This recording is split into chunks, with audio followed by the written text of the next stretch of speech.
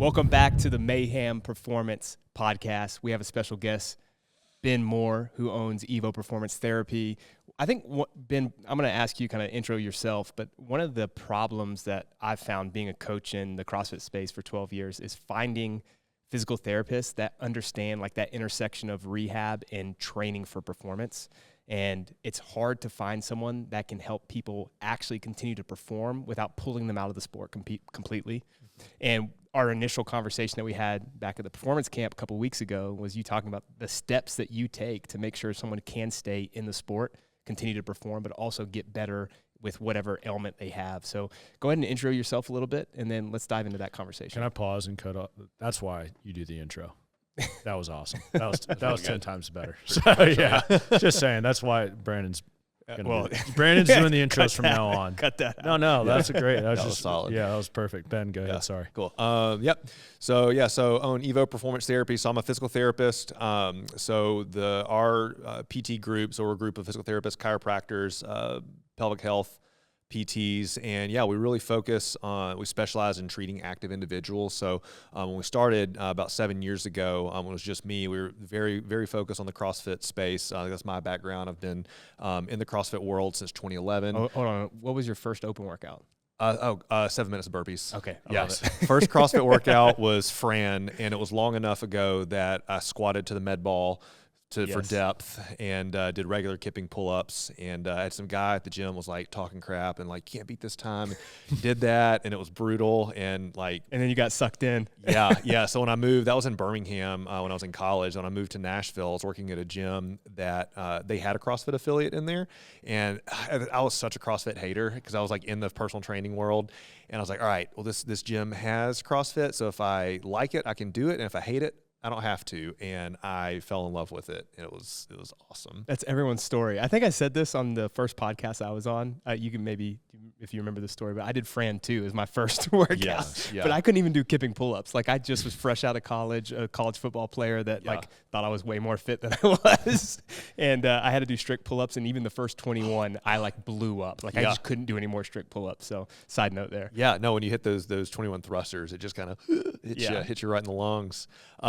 So then that kind of started me on the journey of really taking interest in CrossFit, and worked as the training director at this gym. This was a 2-year period in between undergrad and PT school. So did exercise science and then took 2 years off.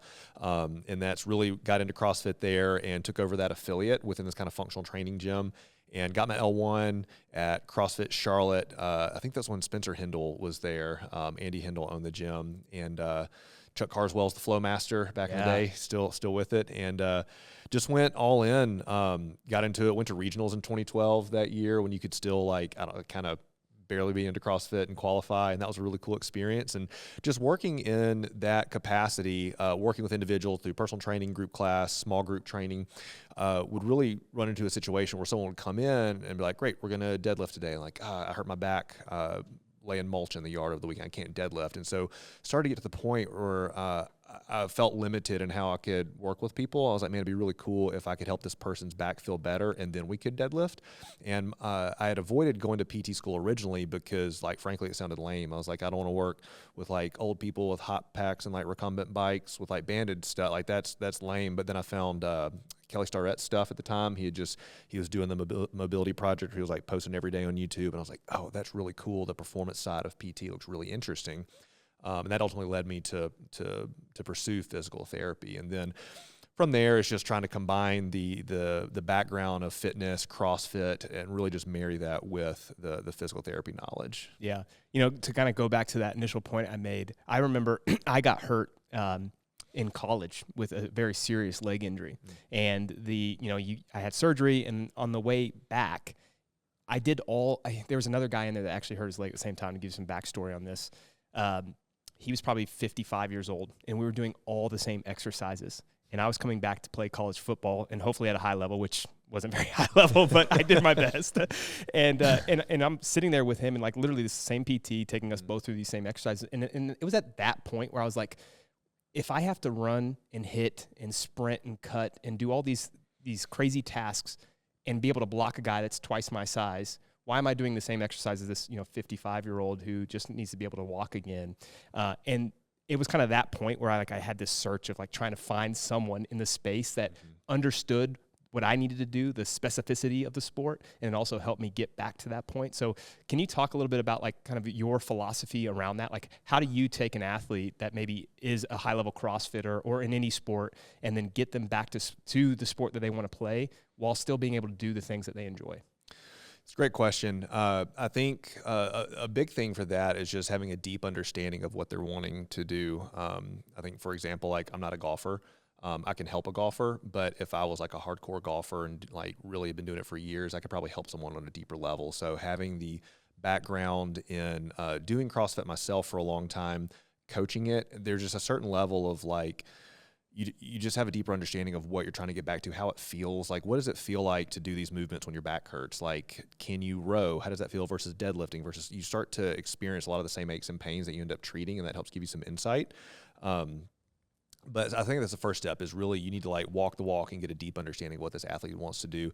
And then I think kind of placing context around what level they're at. So like I found that working with like games level athletes during the season looks very, very different than working with a recreational athlete, maybe in the off season. The level, you know, if you're doing this as a profession, you can't take certain amounts of time off. You can't give up. You can't relinquish full control of the program. And so setting context there. But yeah, generally speaking, it's identifying what levers you can pull. And I think it's a little bit of a cop-out if you either don't fully understand what they're trying to do, if you just like, we have to stop doing all of this and pull them completely out of it. I think that's, I won't say a lazy approach, but I think if that can be an easy place to default to if you don't understand or have experience with the nuances of what levers you can pull other than that, if that makes sense.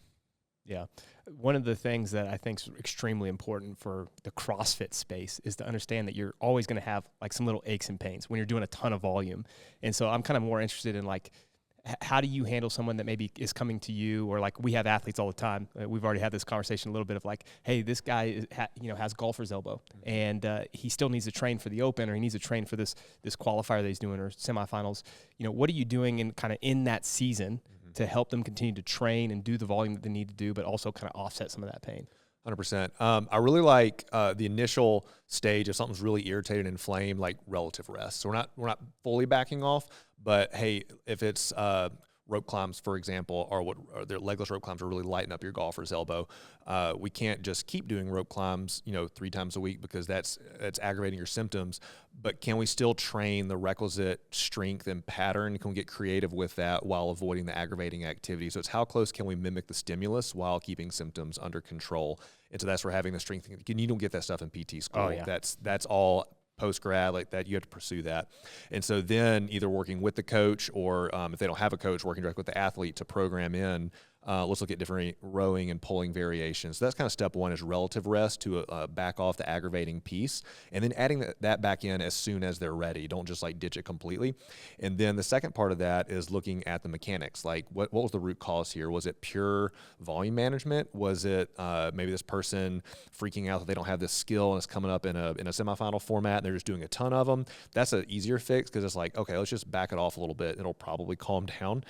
Or is it more of a biomechanical issue, or maybe they're not ready for that skill yet? Maybe they don't have full control or like relative weakness to their lats. So like the actual strength balance isn't there. So they're just cranking on their biceps and forearms.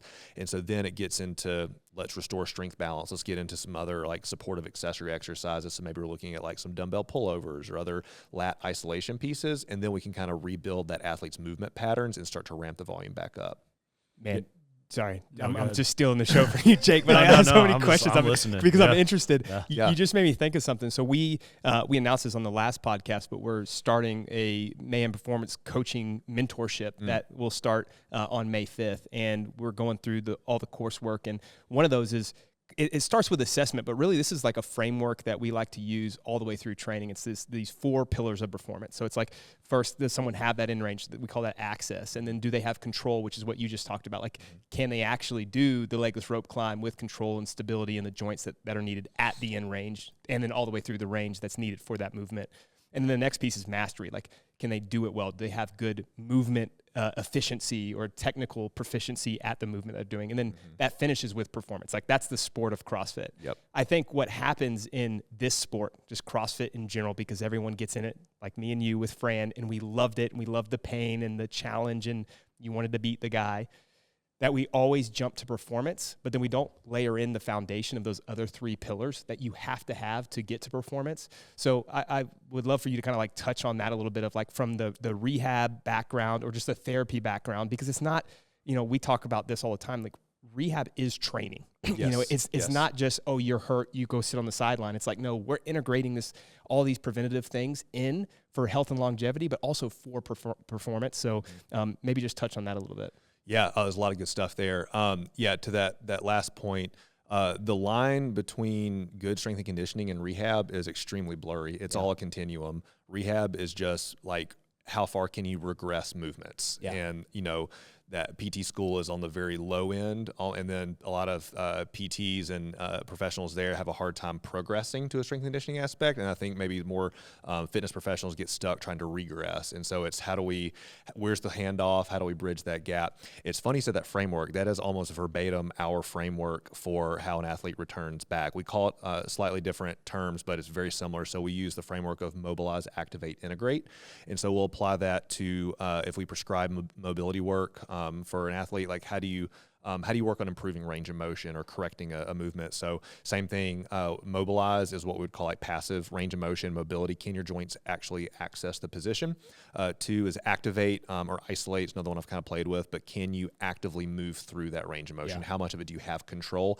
And that's almost like internal strength versus external strength. How much internal strength do the joints have in motor control?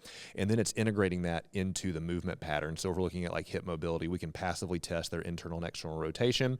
Then we could look at things like cars and pails and rails, in-range liftoffs, or that kind of internal strength for them to control it. And then we can take those and apply it and integrate it into a squat pattern. And then we can just apply intensity and variety in the performance piece. And so that's how we probably look at it through the lens as PTs and chiros. We look at it on a joint specific basis, Sure. And then slowly build that back up to whatever the movement pattern is. And so, I think it can be built up from that smallest little step all the way up to that more macro view of just how's the athlete training. Yeah, I've even within a session, I've kind of written like some of the workouts, like some of the warm-up stuff that I've done with actually that in mind, where it's like mobilize. What was the second portion? Activate. Activate, yep. Yeah, and then integrate. Like even within, if you have somebody with poor thoracic mobility, you give them thoracic rotation, then you would activate maybe upward, rotation of the scap, like a yoga push-up, and then you put a barbell overhead, right, and integrate it. So that's that exactly would it. actually look like A1, A2, A3, in an actual like warm-up piece. Well, it makes sense. So, it follows the physiology, right? I'm just happy I'm doing that because I'm like, right on track. Yeah. It follows the science and the physiology, because we know that these passive mobilizations for us in the clinic, maybe that's hands-on work, maybe it's a spinal manipulation or some dry needling, whatever it is, to like release a tissue. We know now that's more of a temporary like neuromodulation that we're creating there. We're not physically like moving structures and creating structural change. So in order to actually like lock in the mobility gains, you actually got to do something actively so that you strengthen the new range of motion. New range is weak range, that whole thing. And so that really tracks. And we know the flip side, you can have too much range of motion. We'll test for this, like hypermobility if you have too much of a discrepancy between your active like stability and your available mobility, that's another issue. I coached a couple former ballet dancers. I was doing a lot of personal training. And then Sean originally, like, what is the test where you can test for hypermobility? What is it like? Even like there's a battery of them for like an Ehlers-Danlos. Yeah, that's what it was. Yeah. And this is the first time I was even aware of it, where it was like, hey, have them where they could put their butt against the wall and touch the floor with their it's like their a palms of their finger hand, bend back, finger bend, certain degrees. They could do all that, and he's like, you got to be careful. You actually need to isolate, like do a lot of direct bicep work, a lot of direct hamstring work, and like I never heard of any of that. I don't stuff. have that problem. Most of us don't. Most of us don't. But how often do you just? We don't have to go down this tangent. But how often do you see hypermobility in the sport of CrossFit? I'm sure you've seen it, but Yeah, I mean, that's probably really rare, right? At a pathological level, it's rare for like a true like syndrome where you have connective tissue disorders. That is rare, but we do see it. Everyone lives on a continuum of that, and so I mean, you younger athletes, especially females that come from a dance or gymnastics background, and really just females in general are going to be more hypermobile, and dudes just tend to be stiffer. Same. And you're just missing range of motion. And honestly, I think that's an easier fix, because you're like, this thing doesn't move. If we can get it to move, you're good to go. It's a lot harder to take someone with just tons and tons of range of motion and teach them, you got to stop here. And then to build strength there, I mean, you're really having to like, you know, build connective tissue integrity. You're having to rewire some of their movement patterns. That can be really challenging. I'd say we'd see what I would consider they have more of a mobility problem versus stability. I'd say we see that equal amounts, honestly. Oh, wow. I wouldn't expect that. Yeah. Yeah. And it's more again, like females that come in with like shoulder issues or like hip pain, like anterior hip pain when they squat. We'll see it hips and shoulders just can be too mobile. So Ben, can we run a little like mini case study? Let's have two avatars since we just talked about like the super stiff person and then the maybe overly mobile person. So we've got weak Wendy, who is like very, very loose with all of her joints. And then we've got tight Tony on the other side. That's going to be me. That's a good avatar. Yeah. Like can't get his arms over his head to overhead squat, but he's still overhead squatting in class, or maybe he's doing the open and it's going to be a struggle. So now he's tweaking his shoulders. Whereas Wendy can't stabilize the bar overhead. Like she can't even hold the bar. It's like too loose. Her shoulders are going back, or her ankles are so loose that when she squats, her knees are 8 inches over her toes. Yep. What's the difference? Like, what are you looking at between those two athletes? And then how are you training them to get them to where they need to be for the sport of CrossFit? Yeah, that's a good one. You could spend a long time on those. There's a lot of crossover where you are just retraining movement patterns. I think how you spend your warm-ups and your accessory movements will change drastically. Like tight Tony probably needs more of like regular just mobility work. He probably needs a lot more like pre-training, probably needs to do a lot more of those passive mobilizations. So that's gonna be all your banded mobilizations, just different things to passively open him up. So then ideally, if we're in a good spot where like there's no pain that's limiting anything, if you can do a lot of that passive mobilization work pre-training, you can almost use your training to increase the mobility stuff. So I don't know if you're like this, but for me, if I get my hips really loose and have a really hard squat session, my hips feel so mobile the next day. Yeah. Like I'm moving really well. And the best way to improve range of motion is to train with a full range of motion.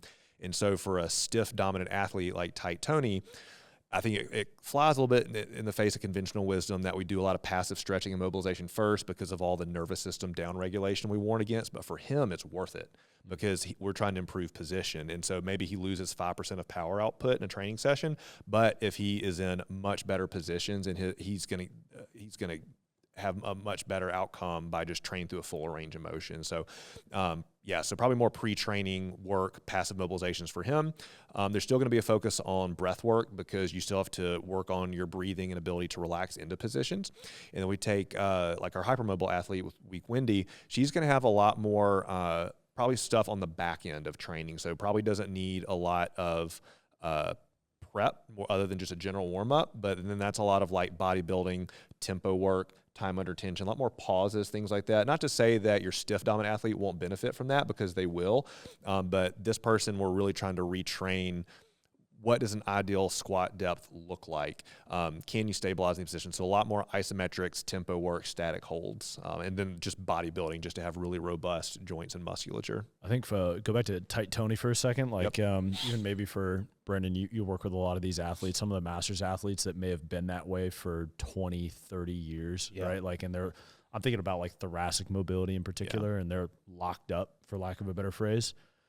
I've always had a hard time, like anecdotally, actually seeing significant like improvement in that, more to where even recently I've started to load, the passive mobility work. But again, it's kind of more, I don't even know what my question, it's more like a really general, like what are some what do you do things? With that? Yeah. What do you do with that? Mm-hmm. How have you actually helped athletes at that point who've been quote unquote locked up for so long actually see some improvement? There's a guy, I'll give him credit. Alec Blennis is a really good follow on Instagram. He's a strength coach, has some really crazy mobility exercises, but he had said something in a post that was, if this mobility drill gives you benefit as a warm-up drill unloaded, it'll probably be even more beneficial if you just load it. Yeah. So we'll apply that to something like a hip airplane. Like loaded hip airplanes are really freaking hard, but if you can load an exercise, that tends to make it stickier. What would be an example for like thoracic mobility in particular?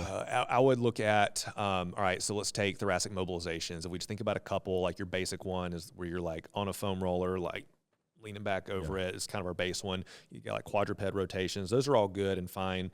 But then adding resistance to it, you can add like banded resistance, and that's fine. But I would look at things like windmills puts a large thoracic mobility demand, and that's a way to load it. And those are and no one wants to do those because they're really hard. It feels much better. They are so hard. They're so hard, and it like hits everything, and it builds strength in those extended ranges of motion. So different like overhead carry variations, and depending on how stiff they are, like if you can, let's say we're trying to improve thoracic mobility for like an overhead squat. If you can kind of loosen them up to get into a decent overhead squat position, then probably the best drill is once they're able to overhead squat, spend a whole lot of time in the overhead squat shape, under load, breathing, doing those static holds, maybe some SOTS presses, but really just trying to build as much strength and capacity in the position that you want. The longer you spend there, the more comfortable you get, the more it's going to stick, the less difficult, the less time it'll take to actually be able to warm up into the position. If that makes sense. I've found a lot of success with loaded stretching for masters athletes in particular. I mean, for anybody, I assume, but like I work with a ton of masters athletes, and to your point, Jake, that are really tight overhead, especially. And the sport of CrossFit too, like it's almost easier to have a bad squat position and kind of get away with it in the sport. Like you'll just kind of manipulate your feet, or some people stagger a little bit because of a tight hip, and they can get below parallel. But if your shoulders are really tight or your thoracic spine's really tight, it's hard to do almost anything, because all the gymnastics, you're kipping from a bar, or you're holding a barbell overhead, or going into an overhead squat. Like there's just no way to cheat that. But the loaded stretching has been hugely beneficial. And that's where I like a lot of the, we talked about the activate section, right? Like that internal strength, things like pails and rails, cars, like controlled articular rotations. Those exercises all look kind of silly, and they look, I guess, quote unquote, easy but when you actually do them and execute them well, they are so freaking hard, because you're forcing yourself to actively work and hold positions that are not strong. So if we're talking about overhead work, I mean, like doing in-range liftoff. So have someone lay on the ground, stretch to in-range shoulder flexion, and then lift their arm off the ground and hold it, and you will just see them it's shake. like almost impossible. Can you actually dive into that a little bit, what pails and rails are? Because it's something that I've taken Andrea Spino's course, and it's fantastic. But I think most people probably that are listening don't know what that is or haven't seen that before. Yeah, I would love to take one of their courses. I had a staff member take it, did a deep dive with us, and just looked a lot on my own. But it's really interesting stuff. They have a couple like verbiage things, kind of like CrossFit, that just have funny names. So pails and rails is progressive angular isometric loading, and then rails is regressive angular isometric loading. It's a really fancy way to say contract, relax almost. And so we would look at that. Let's take the shoulder flexion example. So we're trying to prove overhead position. So let's imagine if we lay on our stomach on the ground, and maybe if we put a yoga block under our hand like this, we're at our end range shoulder flexion. So from there, and they have different like formulas, right, for how long you put, but basically you would push down into the yoga block for a period of time, maybe 5-10 seconds, then you would lift off the yoga block for 5 to 10 seconds. And there's a lot of different ways you can do this manually with a provider to push you further and further, or you can just like turn the yoga block, add extra yoga blocks, so you're moving further and further into passive range, and then having to actively hold there. So basically pushing into an area, then lifting off and repeating that would be like a pails and rails. And then it really is, you're limited by your creativity with that and which body part you're doing. Another one that they utilize are the CARs, so controlled articular rotations. And these in particular are ones that look very easy and actually are quite easy to do if you don't do them properly. Scapular CARs, shoulder CARs, hip CARs in particular are especially brutal. But that's basically taking a joint, starting out unloaded through the fullest available range of motion. And if you're like, you still got 5% of range, you're not fully at your end range, they're pretty easy. It feels like you're doing nothing. But if you do it right, man, it's hard. It's so hard. And then end range liftoffs, I guess, are similar to the pails and rails. It would just be stretching to end range, then having to lift and hold. So you're just basically taking out the pushing down, lifting off type. Yeah, and the pressing down, is that I'm assuming is doing something neurological. Yeah. What would you be able to? I wouldn't know the science behind it, but in the course he just touched on the neuromuscular efficiency of being able to get into a new end range and strengthen that end range without a ton of load. Yeah, I mean, this is getting pretty nerdy, but one of the things that I like to use clinically is like reciprocal inhibition. Yeah. And so let's say, for example, we have like a tight quad, specifically like a rectus femoris. So if you picture like the couch stretch, that's what you're stretching is your rectus femoris, attaches to the hip and the knee, causes all kind of dysfunction with hip pain, knee pain. If that thing is super tight, Yes, we can couch stretch. Yes, we can foam roll, and that's all pretty uncomfortable. But we can also do like some different lunge patterns, some hip extension patterns. We can do hamstring curls. If we can basically fire the opposite muscle, it'll get the target muscle to relax. So when you flex your biceps, your triceps have to relax. And so you can utilize that principle to, instead of just stretching yourself into oblivion, you can just actually get like in a warm up or targeted movements, you can actually get things to loosen up where you want them. One of the best things in running for my Achilles tendinopathy has been doing a lot of anterior tib work prior to the run.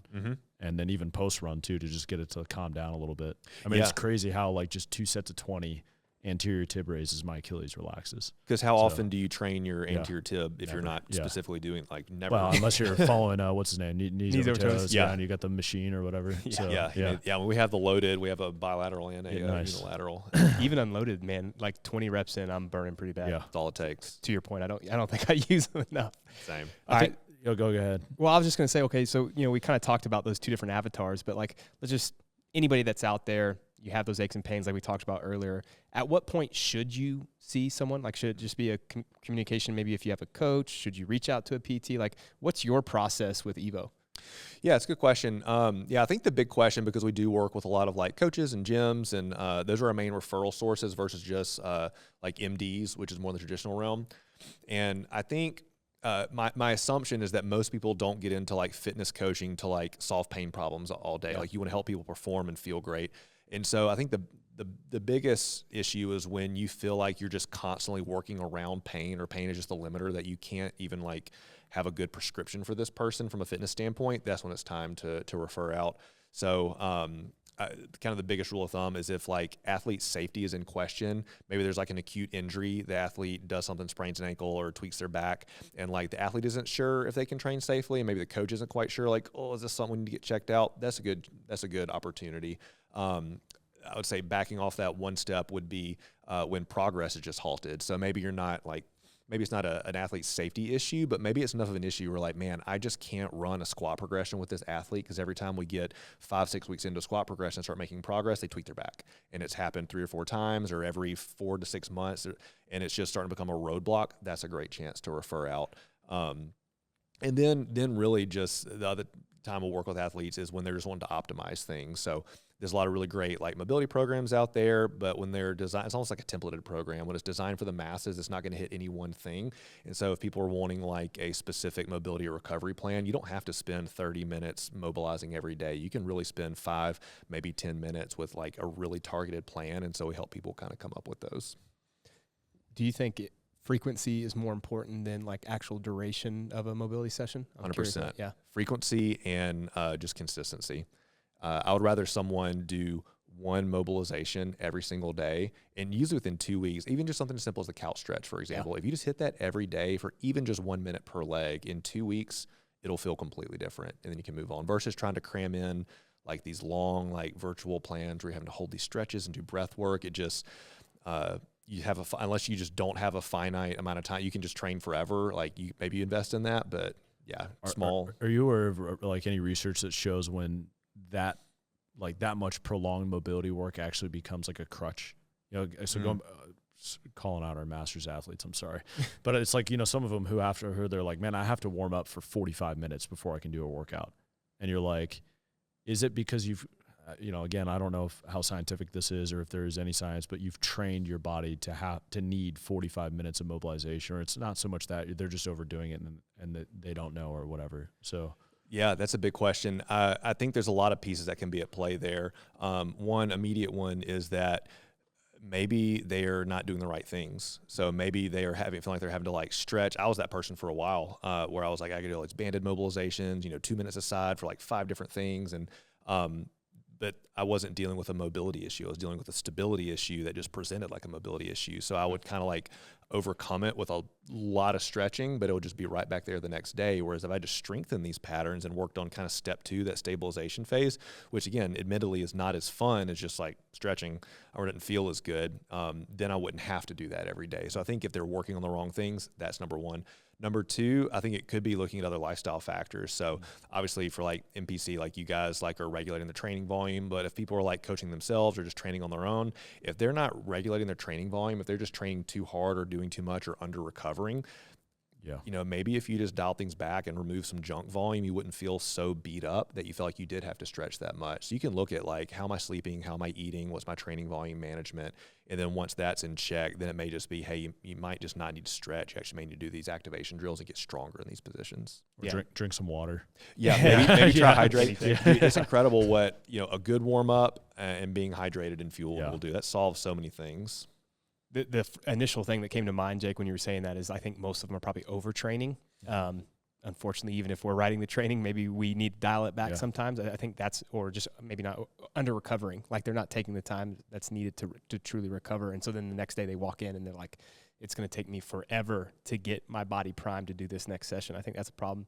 But one of the things that you mentioned there, you were talking about kind of movement efficiency, and I wonder, like, how important do you think that is for the sport of CrossFit? Like, is it something that you're also training with rehab? Like, are you thinking about like, okay, this person's maybe their patterns maybe aren't efficient enough to use less effort per rep in the actual sport? So like, that's a rhetorical question from Brandon. There's a right answer he wants to hear you say. I was just waiting for you to say anything about efficiency so I could bring that in. You're like, I gotta. That's a good question. I don't know. This may just be like in my own like PT bubble on the internet, but PTs love to argue about stupid stuff on the internet. And one of those is like, it sounds ridiculous to say it out loud, but like, does form matter?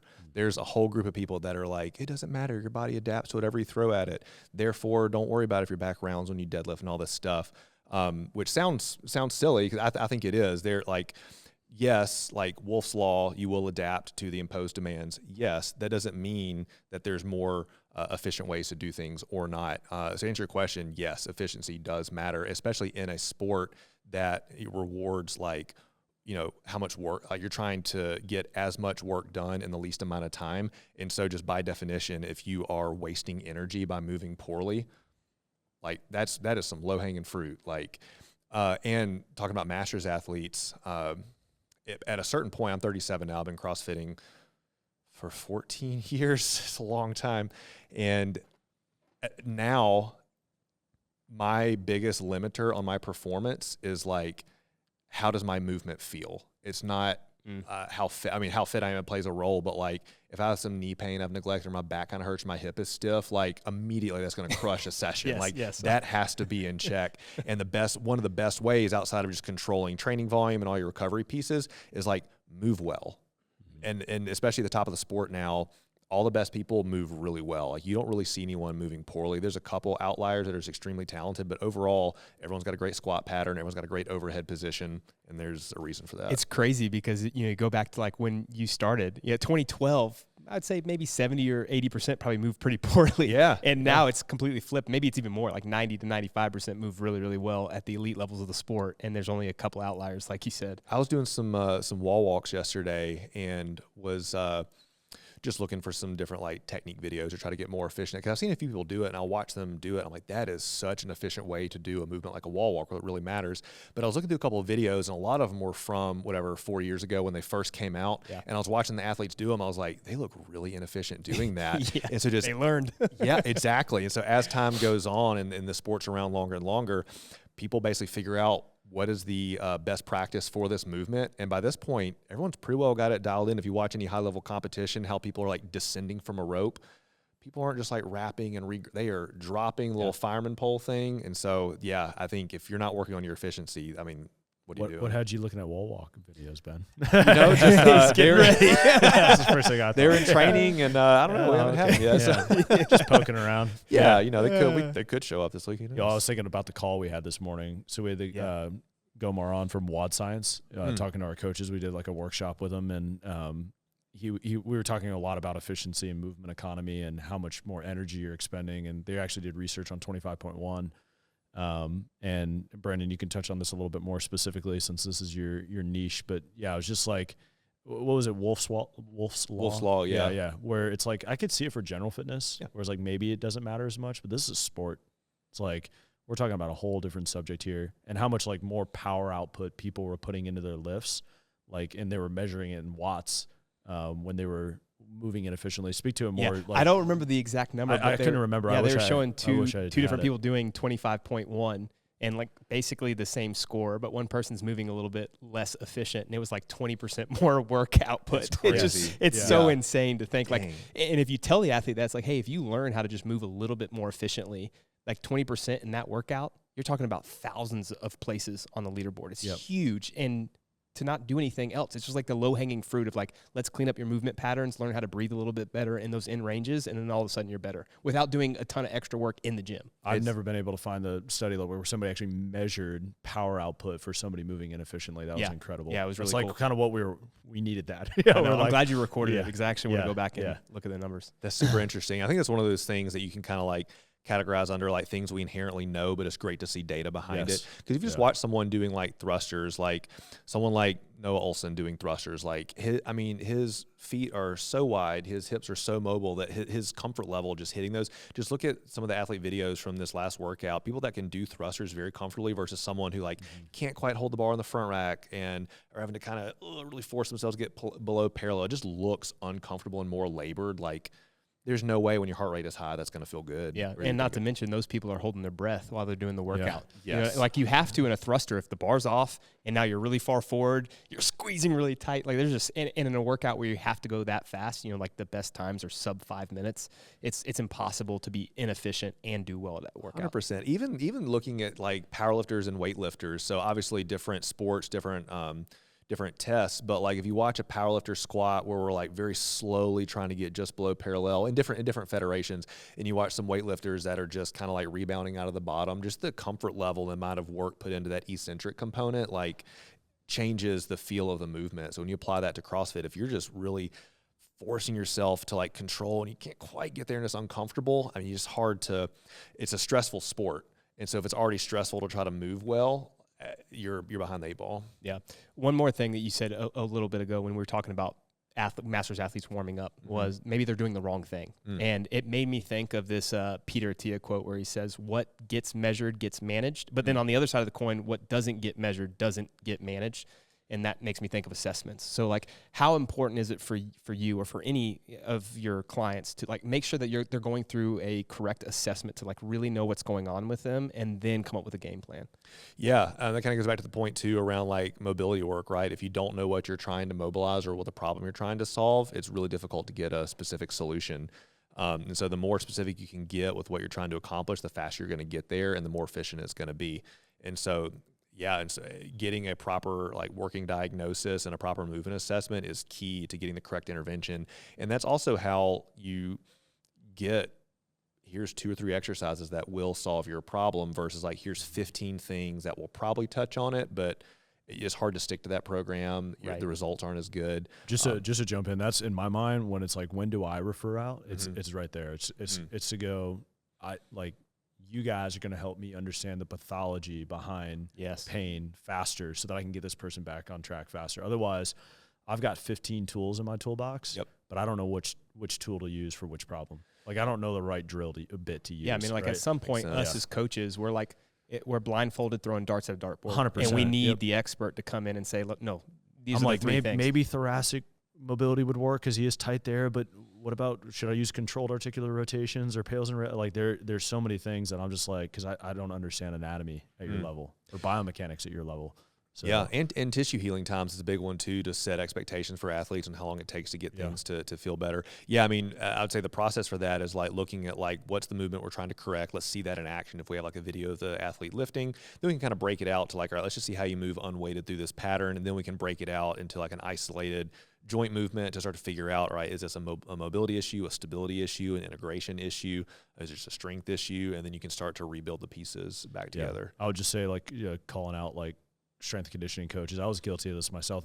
I think early on there was like an insecurity where you're like, you want to be the one-stop shop for people, so you want to be able to go, hey, I can help you, right? Like, and you feel like referring out is almost like relinquishing your value, right? Because you're so afraid of losing clients, right? And then the longer I've coached, the more confident you get, the more secure you are, the quicker I am to refer out. Yeah, because it's like, hey, this person can give you an answer much quicker than I could, and I'm, like you said, shooting in the dark. I don't know what tool to use. It's so funny because I've been the same way. But like you look at a successful business, like they have all of these C-level executives because each of them are supposed to be experts in what they're doing, right? Like this is the financial executive, and you know this person's doing whatever else. In the same way, it's like we're good at this task. The task that we have is writing good programs for our athletes to progress them for performance. Whereas we need other people in our corner to help with that. And I think that's like one of the coolest things of having you around so that we can continue to lean on you for those questions that we have and pass our athletes on to you when we can't help them get better at a certain thing. Yeah, and I think being aligned on the goals, right? So when we working with an athlete, our goal isn't just to like take this athlete from a referral source and hang on to them as long as possible. It's to like keep them training, number one, like minimize time off, if any at all. Like, hey, while we're working around this issue, we're going to keep training and you're just going to do these things. And we can work with the coach to like come up with some ideas there. But, you know, a core belief for us as a business is that movement is medicine, right? So the best thing that people can do is to stay active. Even if stuff hurts, even if you're injured, stay active, stay moving. And so if we can get them back to their fitness, we look at that as kind of like the first line of defense. People are spending most of their time and their resources on daily fitness. That's what their coach, that's their gym. That's how they're investing in their long-term health and wellness.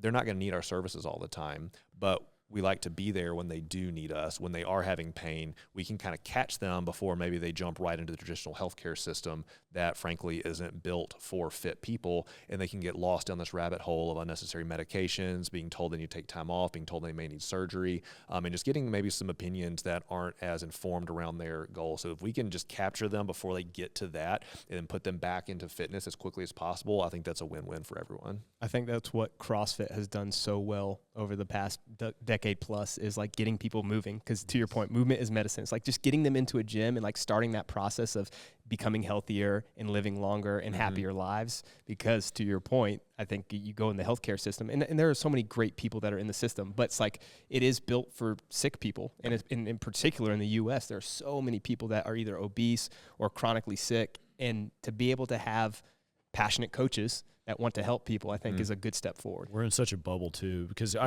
we say stuff like movement is medicine. I'm like, dude, everybody knows that, right? But then I was at— Go to Disney World, man. Well, I was at PT last night. And you're like, why weren't you with me? Because you don't have a shockwave machine. That's another topic. Yeah. But I was getting shockwave therapy done, and I'm sitting there and I'm working on my computer. Guy was running behind, and he was working with a client of his, and the client had been having back pain. I'm kind of listening in, and he's actually trying to show him, and this is also, I was thinking, like, stay in your lane. The PT's trying to show him how to deadlift properly. I had no idea how to cue the deadlift appropriately, but I was like, he actually looked over at me and was like, hey, Foster, right. What do you know what you're doing? What do you think he's doing here? Yeah. But the guy was asking very simple stuff like, you know, I should probably stop deadlifting, right? Like, I should cut it out completely, and I should stop probably going heavy in all of my training, right? Like, what do you think about 3-rep mat? He was actually very like low level, what I would consider low level practical questions. And I was just like, wow, it was just a good reminder for me. It was like, not everybody knows this. Like, so anyway, that's what it is crazy. And honestly, dude, they don't teach you that in PT school. They like tried to show us how to like, they didn't call it a deadlift, but how to like proper lifting mechanics. And it was like, you squat down and pick the box. I was like, that's not how that's actually what he's doing. I was like, you're squatting your deadlift. Yeah. I was like, I was like, you never picked anything heavy up, have you? Like, and that's frustrating, man, because you get a lot of PTs that come out of PT school and they're like, we're the movement experts. We got doctoral degrees. I'm like, you can't coach a squat. How can we call ourselves movement experts if we can't coach a hinge, a press, a squat? And so, but that's, you know, that is more traditional healthcare, right? You're not the general population. I mean, if you just ask like a walk-in, like Disney World is a prime example, like how many people there have squatted below parallel or put their arms over their head in the last week? I mean, I would love to actually have the numbers on that. It would be very interesting. And so people just aren't utilizing their ranges of motion. So we're 100%. Yeah, they're running marathons at Disney. So. That's true. Yeah. That's true. That'll be or they're walking marathons. You're not going below parallel in a marathon. Nick, I love you. That's my brother. He's big into the Disney marathons. But they all walk, and then they literally like eat snacks along the way and ride rides and stuff like that. Yeah. That sounds pretty awesome. So. But it is crazy. I think being in the fitness space in the CrossFit world, we are in a bubble. And I think just remembering that and just putting the message out that like, hey, let's just get you moving. No matter what level you're at, like we know that, you know, medicine 3.0, how we get, Peter Tia again does talk about how life expectancy really increase with like antibiotics and life-saving procedures, but the stuff that's taking us all out right now is all lifestyle related. Like it's not emergency medicine that's keeping us, that's killing us right now. It's type 2 diabetes, it's neurodegeneration that's also frankly kind of tied to diabetes, blood sugar regulation. It's all these issues that can be mitigated and largely managed with lifestyle choices. Yeah. I think one of the philosophies behind that kind of created the idea of Mayhem performance coaching was like the idea of staying in your lane and realizing like we're limited in our knowledge. It's got my pitch for NPC, right? Always have to pitch it. Well, it's a Mayhem performance coaching podcast. I can do whatever I want. Right. But it was that idea. It was actually, again, years ago with me kind of doing it on my own with Foster Fitness at the time and meeting Sean and going, wow, this guy knows way more than I do. And why in the world am I just like why wouldn't I refer clients to Sean in some cases where he can pull lab work and look under the hood? It's like, why wouldn't I do that? And that's actually what got me thinking, like, another issue when you're working with athletes or general fitness clients is mindset, right? It was the same thing. Like, dude, I'm not equipped to handle some of these conversations. Like working with the former ballet dancers who are former bulimics. Like I can't do this. And it was eventually me just going, why don't I have a team? Right? A team of people I can refer out to, or they're a part of me. Like, why don't I get people around me? And so, yeah, that's largely Evo and Ben specifically. Like, that's what we're trying to accomplish is going like, hey, we have a team around us so that we can stay in our lane, so that we can do what we know how to do really well. And then when there's times where people are dealing with, like you said, chronic pain or all the scenarios you brought up, we can send them your way and you handle that. Or if there's issues like with performance anxiety that we're not equipped to handle at like a rudimentary level or baseline frontline defense, we got Joe, right? And so I think that's a good, like, just life lesson too, whether it's in business or just life in general, right? So like building a business, like growing a team and stop, removing yourself as the bottleneck and hiring people that are smarter than you and have specialties. But even in life too, like a friendship, like where somebody's dealing with something that you're just not equipped having a coach, like, for like mental health, like have a therapist who can help you with that stuff. Have like, for me, like having like a business coach, like having all these people in my life that can help me navigate these things instead of me just trying to do it myself. It makes you a better human, and it really shortcuts accomplishing what you want out of life. And so I think whether it's, I think of it as hiring a coach in just about every aspect of life is really a cheat code, I think. Yeah. And again, I was talking, all this is fresh in my head because I was doing an intro call this morning and me and the guy were just kind of going back and forth on it. And a lot of it too, I think maybe the misconception is, well, we're doing it because we can truly be different. And it was honestly like the reason we're coaching the whole person, we're bringing these people in is really out of humility. And going, we realize our limitations, one, and then two, we genuinely believe this is the best way to help people perform, one, and then just help people in general. So how many people have performed at a high level in CrossFit that have to drop out of the sport because like mentally it's just taking too much of a toll? I mean, there's a lot of holistic pieces to it that it's not just about physical capacity. You have to balance the whole human. And if you're not, that can be a big limiter, and it may not show up immediately until just the wheels completely fall off. Yeah, man, that's a good place to end. Ben, can you just maybe tell everyone where they can find you and maybe a little bit more about the business as we wrap up? Yeah, for sure. So Evo Performance Therapy. So we're located in Nashville and the surrounding areas. We do work online as well. We're on Instagram, evo.pt, so evo.pt, and the website is evoperformancetherapy.com. Perfect. Thanks for watching. Cool. Thank you all.